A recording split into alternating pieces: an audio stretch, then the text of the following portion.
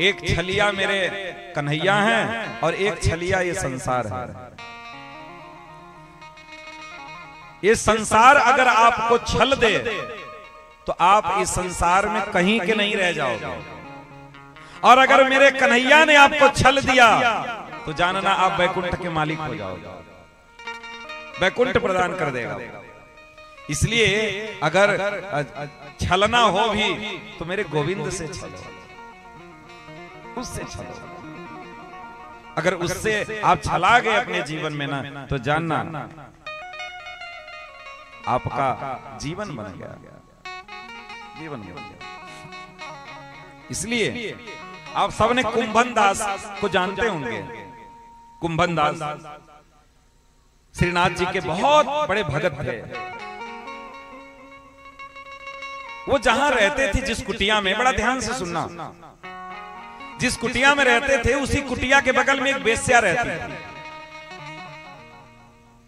जहां कुटिया में रहते थे कुंभन दास जी, उसी के बगल में अपनी हवेली में एक वेश्या रहती थी। और जानते हैं कि महात्मा जब सब सोते हैं तो वो उठ करके भजन करता है। भजन करने वाला साधु और वेश्या, वेश्याओं का भी कारोबार रात को ही चलता है, उनके भी ग्राहक रात को ही आते हैं। और जो भगवान के भगत होते हैं उनका भी कारोबार रात को ही चलता है। वो भी जब पूरी दुनिया सो जाती है तब अपना माला उठाते हैं और फिर भजन में बैठते हैं। तो जब रात को कुंभन दास जी भजन में बैठे तो फिर जो वेश्या थी उसके यहाँ ग्राहक आते, बढ़िया नाच गाना होता, हु हा हल्ला होता। तो एक दिन कुंभन दास जी को थोड़ा सा वो लगा कि भाई जब हम भजन करने बैठते हैं तो ये लोग उल्टा सीधा गाना बजाते हैं, हुर हल्ला करते हैं, हमें भजन में ये व्यवधान डाल रहे हैं। तो उन्होंने कहा ये व्यवधान डाल रहे हैं तो हम कैसे डाल सकते हैं, हम अपने भजन की रक्षा कैसे कर सकते हैं। देखिए भगत कभी जूझता नहीं, भगत कभी उलझता नहीं। आप बनिया जानते हैं? बनिया, बनिया जाति जो होती है, बनिया जाति आज विश्व में सबसे ज्यादा टैक्स देती है। वो बहुत विकासशील है, वो बहुत पैसे वाले हैं। इसके पीछे कारण आप जानते हैं कि वो कभी अपने व्यवसाय में कभी किसी से उलझते नहीं।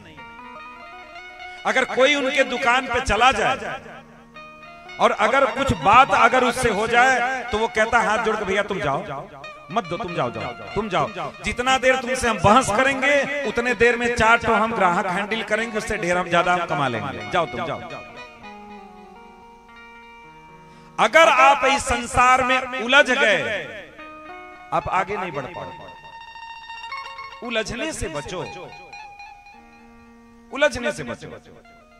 वैसे ही जो साधु होता है वो उलझता नहीं है, वो अपनी समस्या को सुलझाता है कि कैसे हम सुलझाएंगे, उलझने के चक्कर में नहीं पड़ता। तो कुंभन दास बैठ करके भजन करते तो उसके यहाँ नाच गाना चलता, बढ़िया झमाझम प्रोग्राम चलता रात का। अब वो बैठ के भजन करने लगे तो उनके मन में आया कि हम भजन करते हैं तो ये रात को हमको डिस्टर्ब करते हैं। डिस्टर्बेंस हो क्यों रहा है? क्योंकि उधर से आवाज तेज आ रही है हमारे कानों में, इसलिए हमारे भजन में व्यवधान हो रहा है। अब कुंभन दास स्वयं बैठ करके जोर जोर हरे कृष्ण कृष्ण कृष्ण हरे हरे, हरे राम राम राम हरे हरे, हरे कृष्ण कृष्ण कृष्ण हरे हरे, बगल में ही सटा हुआ जोर जोर भजन करने लगे। तो वेश्या ने कहा अपने चेलों से, जो चेले उसके कस्टमर आते थे, भाई ऐसे लोग तो 2-4 अपना रखे रहते हैं मुझचंड। तो वो बोली भाई ये तो हमको अब डिस्टर्ब करने लगा, ये जोर जोर गाता है तो हम लोगों के कार्य में व्यवधान होता है। तो ऐसे जब 4-5 दिन लगातार चला, ये खूब जोर जोर भजन करने लगे। जैसे लोग कीर्तन गाते हैं वैसे कीर्तन गाने लगे। दिन अपने चेला लोगों को बोला ऐसा करो कि इसकी कुटिया में आग लगा दो, इसकी कुटिया में आग लगा दो। अपने आप ही यहां से छोड़ के भाग जाएगा। रात कूट करके कुंभन दास भजन कर रहे थे, वो लोग आए 4 लोग और उनकी कुटिया में आग लगा दी। कुटिया धू धू करके जलने लगी। कुंभन दास जी को दुख नहीं हुआ, बस उस पूरी कुटिया में से जो अपने गोविंद को रखे थे, अपने गोविंद को बस अपने हाथों में लेकर के अपनी गोद में रख लिए। और ये नहीं कहे कि प्रभु आप कुटिया की रक्षा करो। बोले प्रभु हमें कुटिया जलने का दुख नहीं है कि कुटिया जल जाए, क्योंकि ये कुटिया हमारी थी नहीं।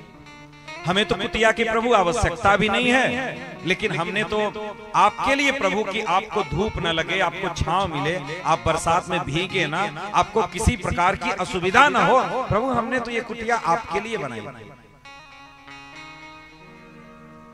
आपके लिए कुटिया बनाई। जलने का मुझे कोई शौक नहीं है, बस अब इतना ही कष्ट है कि आपको अब धूप लगेगा, बारिश होगी तो बारिश में भीगेंगे थोड़ा सा, यही दुख है, बाकी और कोई दिक्कत नहीं है। जल गई जल जाने। भक्त ऐसे ही होते हैं। ऐसे ही नामदेव की कुटिया में भी आग लगी थी एक बार। नामदेव तो जिधर आग कोने में जल रही थी और जिधर बचा हुआ सामान ले जा करके आग में डालने लगे।